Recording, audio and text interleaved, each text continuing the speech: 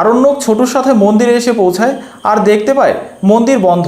তখন আরণ্যক মহাদেবের মূর্তি বানিয়ে ফেলে আর সবাই দেখে বলে যে কি সুন্দর মহাদেবের মূর্তি বানিয়েছেন উনি, ওনার নিশ্চয়ই স্ত্রী অসুস্থ, মহাদেবকে পুজো করে ওই পুজোর ফুল ওনার স্ত্রীর মাথায় ছোঁয়ালে ওনার স্ত্রী কিন্তু ঠিকই সুস্থ হয়ে উঠবেন।